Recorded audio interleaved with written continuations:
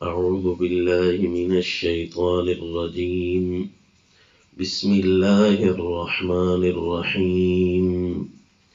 يسألونك عن الأنفال قل الأنفال لله والرسول فاتقوا الله وأصلحوا ذات بينكم وأطيعوا الله ورسوله إن كنتم مؤمنين. سورة الانفال پہلی آیت. یسألونک عن الانفال، آپ سے سوال کرتے ہیں انفال کے بارے میں. نفل یعنی غنائم، انعامات جو مجاہدین کو ملا کرتے ہیں. صحابہ کرام نے آپ صلی اللہ علیہ وسلم سے پوچھا کہ ان غنائم کو کیسے تقسیم کرنا ہے.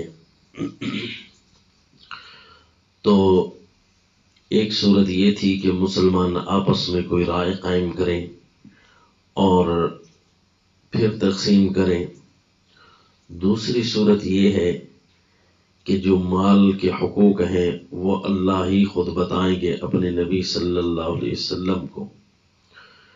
جس طرح کے وراثت کے احکام ہوتے ہیں. تو اب اس دوسری صورت کو اللہ نے ارشاد فرمایا قل الانفال للہ والرسول، کہ غنائم کی تقسیم، انفال مال فے اور غنیمت، ان سب کو انفال کہتے ہیں کیونکہ یہ مجاہدین کو انعام کے طور پر ملتے ہیں، اور نفل انعام کو کہتے ہیں. قل الانفال للہ والرسول، کہ یہ غنائم ساری کی ساری اللہ اور اس کے رسول کا حق ہیں. لہذا جو اللہ اور اس کے رسول فیصلہ فرمائیں گے تو وہی حق ہوگا. چنانچہ اللہ نے اپنے رسول صلی اللہ علیہ وسلم کو بتایا، اسی صورت میں آگے آ رہا ہے وَاعْلَمُوا أَنَّمَا غَنِمْتُم مِّن شَيْءٍ فَأَنَّ لِلَّهِ خُمُسَهُ، کہ جو تم غنیمت حاصل کرتے ہو اس کے 5 حصے کر دیے جائیں. 5واں حصہ بیت المال میں شامل ہوگا اور 4 حصے غانمین کو دے دیے جائیں، مجاہدین کو. اسی طرح مال فے کا حکم سورہ الحشر میں آیا کہ وہ سارا کا سارا بیت المال اور رسول اللہ صلی اللہ علیہ وسلم کے اخراجات اور غریب و مسکینوں کے اخراجات اور ضروریات، وہ اس سے ہی تقسیم ہوگی. اس کا حکم سورہ حشر میں ارشاد فرمایا. اور آگے بتانے کا نقطہ یہ ارشاد فرمایا کہ فاتقوا اللہ واصلحوا ذات بینکم، کہ اللہ سے ڈرو اور واصلحوا ذات بینکم، کہ آپس کے درمیان معاملات صحیح رکھو. اصلاح ذات البین یعنی مالی حقوق میں بعض اوقات ایک دوسرے کے حق میں کمی کوتاہی ہو جاتی ہے، تو وہ تقوی کی اصل میں کمی ہوتی ہے، وہ تقوی کی کمی شمار ہوتی ہے، کیونکہ کسی کے مال کے حق کا خیال نہ کرنا، کسی کا احساس نہ کرنا، یوں پھر آپس کے تعلقات بگاڑ میں آ جاتے ہیں. حب مال اور حب جاہ یہ شروع ہو جاتی ہے. یوں پھر مسلمانوں کی آپس کی لڑائیاں شروع ہو سکتی ہیں، آپس کی طاقت ختم ہو جائے گی. اسی لیے اصلحوا ذات بینکم، اصلاح و ذات البین یعنی آپس کے معاملات درست رکھو اور آپس کے اندر اصلاح کے ساتھ رہو، درستگی کے ساتھ رہو،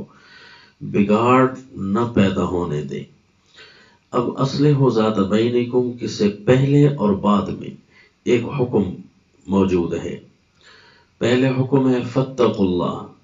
اور آخر میں اس کے بعد حکم ہے وَأَطِيعُوا اللَّهَ وَرَسُولَهُ، اللہ اور اس کے رسول کا کہنا مانو. یعنی اصلاح و ذات البین، آپس میں تم ایک دوسرے کے ساتھ درست تب رہ سکتے ہو جب تقوی ہوگا اور جب اللہ اور اس کے رسول کی اطاعت ہوگی۔ یہ قرآن پاک کا مزاج ہے اور بہت ساری جگہ قرآن بیان کرتا ہے۔ مثلا سورہ الاحزاب میں ارشاد فرمایا امسک علیک زوجک واتق اللہ، کہ ایک رسول اللہ صلی اللہ علیہ وسلم کے لے پالک نے طلاق دینے کا ارادہ کیا اپنی بیوی کو، تو فرمایا اپنی بیوی کو اپنے پاس رکھو اور اللہ سے ڈرو۔ گویا تقوی کا سبق وہاں بھی دیا کہ اگر تمہارے آپس کے تعلقات خراب ہوتے ہیں تو اس کی ایک بڑی وجہ جو ہے وہ تقوی میں کمی ہے۔ کہیں بھی تقوی میں اگر کمی آ گئی تو اللہ تعالیٰ آپس میں الفت محبت کھینچ لیا کرتے ہیں، کیونکہ وہ اللہ تعالیٰ کے ساتھ جب نہیں بنا ہوا تو انسانوں کے ساتھ اس کی کیسے بنی ہوئی ہوگی۔ اسی طرح معاشرے کے اندر بگاڑ تب آتا ہے جب تقوی میں کہیں بھی کمی آ جاتی ہے۔ قرآن میں تقوی کے جہاں فائدے بیان کیے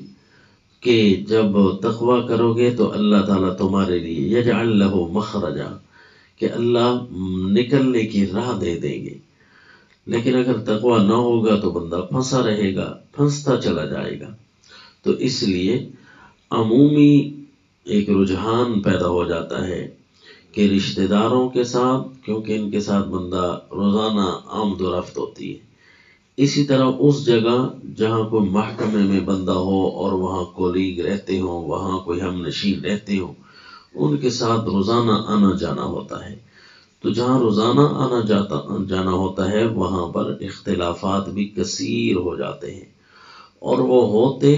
خواہ کے ہیں۔ اگر بندہ توجہ کرے کہ ایک جگہ کہیں نہ کہیں تقوی کی کمی آئی ہوئی ہے، اگر ایک بندے کے اندر گناہ کثیر ہو تو پھر دوسرے کو وہاں سے ہٹ جانا چاہیے اور خاموش ہونا چاہیے، کیونکہ وہ تو اپنے گناہوں کی وجہ سے بول رہا ہے۔ تو اس لیے اصلاح و ذات البین کے اندر خصوصی طور پر تقوی اور تقوی میں مال کے حقوق ایک دوسرے کا خیال کرنا، یہ سب سے بڑا پہلے نمبر پر آتا ہے،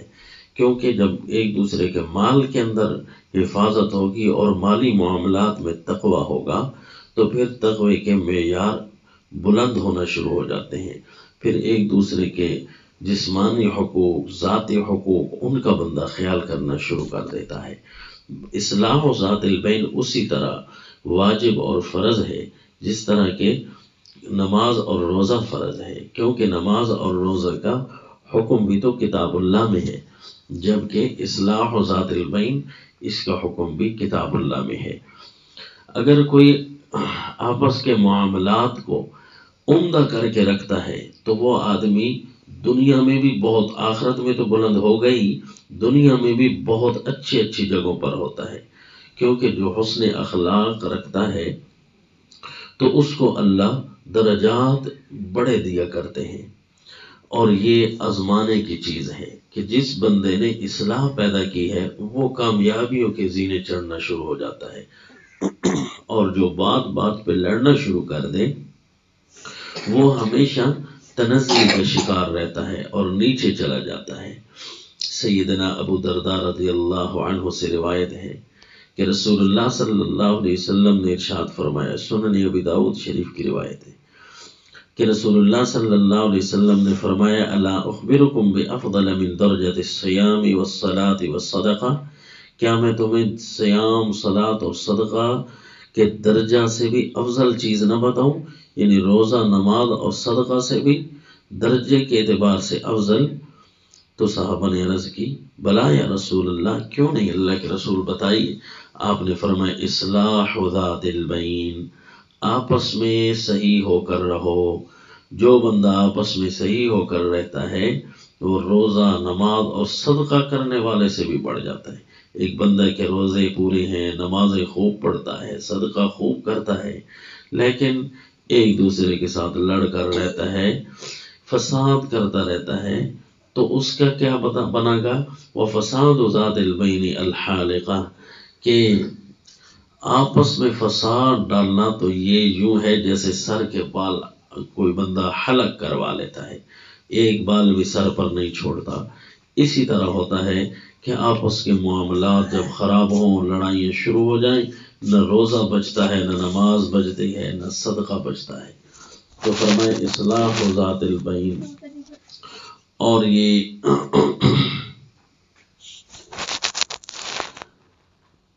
کثیر احادیث شریف میں آیا، رسول اللہ صلی اللہ علیہ وسلم نے یوں بھی ارشاد فرمایا، موطا امام مالک کی روایت ہے، حضرت سعید ابن المسیب رحمہ اللہ سید التابعین ہیں، کہ وہ رسول اللہ صلی اللہ علیہ وسلم کی اسی ارشاد کو اس انداز میں بیان فرمایا کرتے تھے کہ الا اخبرکم بخیر من کثیر من الصلاۃ والصدقہ، لوگوں کیا میں تمہیں بتاؤں نہیں کہ بہت بڑی خیر ہے جس چیز کے اندر نماز سے بھی زیادہ اور صدقہ سے بھی زیادہ خیر اس میں ہے۔ تو لوگوں نے عرض کی جی بتائیے، تو سید التابعین حضرت سعید بن المسیب رحمہ اللہ نے فرمایا کہ خیر کثیر نماز اور صدقہ سے بھی ہے اصلاح ذات البین، آپس میں درست ہو کر رہو، لڑائیاں چھوڑ دو، ایاکم والبغض، اور بچ کر رہو اندر کے غصے سے، ایک دوسرے کے بارے میں اندر کا غصہ پالنا، فإنہا ہی الحالقہ، یہی ہے کہ تمہیں حلق کر دے گی، یعنی نماز اور روزے کو بھی یہ تمہارا ختم کر دے گی، تمہارے دین کو اڑا کر لے جائے گی، تمہارے اندر کی برکتیں اٹھنی شروع ہو جائیں گی۔ اور رسول اللہ صلی اللہ علیہ وسلم نے فرمایا کہ بعثت لأتمم حسن الاخلاق، مجھے اللہ نے اسی لیے ہی تو بھیجا ہے کہ حسن اخلاق کے جتنے بھی درجے ہیں میں ان کو پورا کر کے دکھاؤں۔ سب سے عمدہ اخلاق اپنے اللہ کے ساتھ ہے، شرک سے توبہ، توحید کو اپنانا، رسول کے ساتھ ہے بدعات سے نفرت کرنا اور سنت کو تھامنا، پھر لوگوں کے ساتھ حسن اخلاق شروع ہو جاتے ہیں۔ نیک لوگ جو ایک دوسرے کو وصیت فرمایا کرتے تھے، ان کے اندر یہ اسپیشل ایک چیز رکھا کرتے تھے۔ سنن دارمی میں روایت ہے عن ابن سیرین رحمہ اللہ، یہ بھی تابعین کے سرداروں میں سے ہیں، فرمایا کرتے تھے، حضرت انس رضی اللہ عنہ سے نقل فرماتے تھے، قال ھکذا کانوا یوصون، کہ بڑے لوگ اور صحابہ ایک دوسرے کو ایک وصیتیں کرتے تھے، اپنے گھر والوں کو جو وصیتیں کرتے تھے وہ یوں ہوا کرتی تھی، لکھا کرتے تھے ھذا ما اوصى به فلان ابن فلان، کہ یہ وصیت فلان ابن فلان کی طرف سے ہے، انہ یشہد ان لا الہ الا اللہ وحدہ لا شریک لہ وان محمدا عبدہ ورسولہ، کہ میں یہ گواہی دیتا ہوں اللہ کے علاوہ کوئی پکار کے لائق نہیں، وہ وحدہ لا شریک ہے، ان کا کوئی شریک نہیں پکار میں، اور محمد صلی اللہ علیہ وسلم اللہ کے بندے اور رسول ہیں۔ اور پھر آگے لکھتے وَأَنَّ السَّاعَةَ آتِيَةٌ لَا رَيْبَ فِيهَا، قیامت آ کر رہے گی، اس کے آنے میں کوئی شک نہیں، وَأَنَّ اللَّهَ يَبْعَثُ مَن فِي الْقُبُورِ، اور اللہ قبر والوں کو اٹھائے گا، وَأَوْصَى مَن تَرَكَ بَعْدَهُ مِنْ أَهْلِهِ، اور پھر وصیت یوں لکھتے اپنے بعد والے گھر والوں کو، أَن يَتَّقُوا اللَّهَ وَيُصْلِحُوا ذَاتَ بَيْنِهِمْ، کہ تقوی کو ہمیشہ قائم رکھنا اور آپس میں صحیح رہنا، جس طرح سورہ الانفال کی آیت میں ہے نا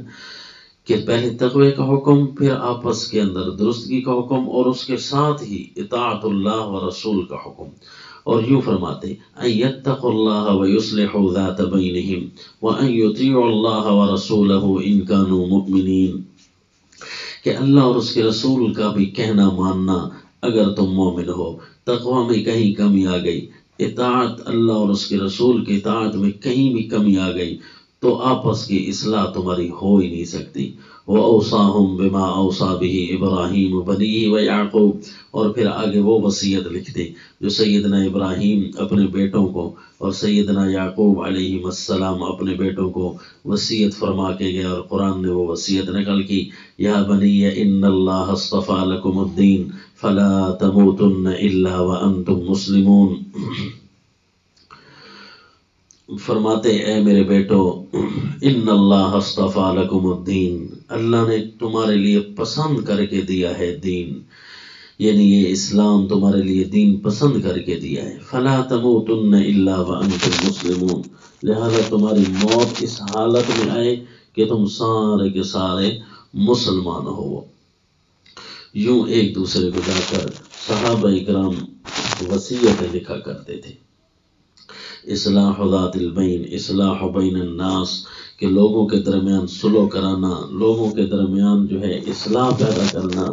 اور آپس میں درست رہنا. یہ رسول اللہ صلی اللہ علیہ وسلم اس پر اسپیشل زور دیا کرتے تھے، کیونکہ بات بات پر جب بد اخلاقی بڑھتی ہے تو تقوی میں کمی آتی ہے، اللہ اور اس کے رسول کی اطاعت میں کمی آتی ہے، اور جب اللہ اور اس کے رسول کی اطاعت میں کمی آئے تو اس وقت اللہ تعالیٰ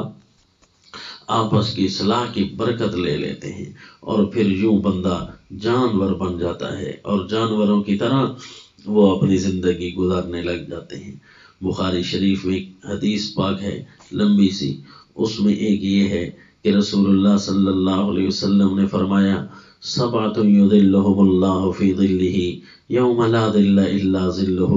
7 خوش نصیب ایسے آدمی ہیں دن قیامت اللہ کی رحمت کے سائے میں کھڑے ہوں گے، جس دن اللہ کی رحمت کے سائے کے علاوہ کوئی سائے نہیں ہوگا. 7 آدمی یعنی 7 قسم کے لوگ. الامام العادل، وہ عادل حکمران، وشاب نشأ فی عبادت ربہ، اور وہ نوجوان جس نے اپنی جوانی اللہ کی عبادت میں گزار دی. ورجل قلبہ معلق فی المساجد، اور ایسا آدمی جس کا دل مساجد کے ساتھ ہمیشہ لٹکتا رہا، یعنی عبادت کی شوق. ورجلان تحابا فی اللہ اجتمعا علیہ وتفرقا علیہ، اور وہ 2 مرد جو اللہ کے لیے ایک دوسرے کے ساتھ محبت رکھتے ہیں اسی پر جمع ہوئے، اور جب جدا ہونے لگے اللہ ہی کی وجہ سے جدا ہوئے، یعنی آپس کی گفتگو کرتے وقت ان کے اندر ایک دوسرے کا احترام برقرار رہا. یہ فرائض میں سے ہے. ورجل طلبته امرأة ذات منصب وجمال فقال انی اخاف اللہ، اور ایک وہ آدمی بھی اللہ کی رحمت کے سائے میں ہوگا جسے بڑی جاہ و جلال والی عورت نے گناہ کی دعوت دی اور وہ کہنے لگا میں اللہ سے ڈرتا ہوں. ورجل تصدق اخفى حتى لا تعلم شماله ما تنفق يمينه، اور وہ ایک آدمی جس نے صدقہ ایسے چھپا کر کیا حتیٰ کہ اس کے بائیں ہاتھ کو بھی نہیں پتہ چلتا کہ دائیں ہاتھ نے کیا خرچ کیا، یعنی چھپ کر صدقہ کرنا تاکہ اخلاص برقرار رہے. اور ایک وہ خوش نصیب رجل ذکر اللہ خالیا ففاضت عیناہ، کہ جس آدمی نے اللہ کو یاد کیا اکیلا بیٹھا تھا اور اس کی آنکھیں بہہ پڑی، اللہ اسے بھی رحمت کے سائے میں جگہ دے گی. اصلاح ذات البین، یہ قرآن نے واجب ارشاد فرمایا، حتیٰ کہ رسول اللہ صلی اللہ علیہ وسلم اس بات پر اتنا زور دیتے کہ آپ نے آخری خطبہ حجۃ الوداع میں بھی ارشاد فرمایا تھا لوگوں، جس طرح بیت اللہ کی عزت کرنا تم پر فرض ہے، جس طرح حج کے احکام اور اس پر عمل کرنا تمہارے لیے فرض ہے، یہ عزت والا مہینہ ہے، اسی طرح میں کہہ رہا ہوں تمہارے ایک دوسرے کے مال اور جان تمہارے لیے اسی طرح محترم ہے. جس نے بھی کسی کی بے عزتی کی، جس نے بھی کسی کے احترام کو خراب کیا، پھر اللہ تعالیٰ اس کو اسی طرح ڈالیں گے، اسی طرح عذابوں اور فتنوں میں ڈالیں گے جس طرح کوئی نماز روزہ اور صدقہ خیرات چھوڑ دیتا ہے، مال اور مالی عبادات اور بدنی عبادات چھوڑ دیتا ہے تو اس کا کیا بنتا ہے. تقوی ختم ہو تو کیا کسی کا بنتا ہے، اللہ اور اس کے رسول کی اطاعت ختم ہو تو اس کے ساتھ کیا حشر ہوتا ہے، پھر اس کے ساتھ وہی حشر ہونا شروع ہو جائے گا. اسی لیے ان آیات کو بطور وصیت کے پاس رکھنا ہے کہ لوگوں فاتقوا اللہ واصلحوا ذات بینکم واطیعوا اللہ ورسولہ ان کنتم مؤمنین وما علینا الا البلاغ.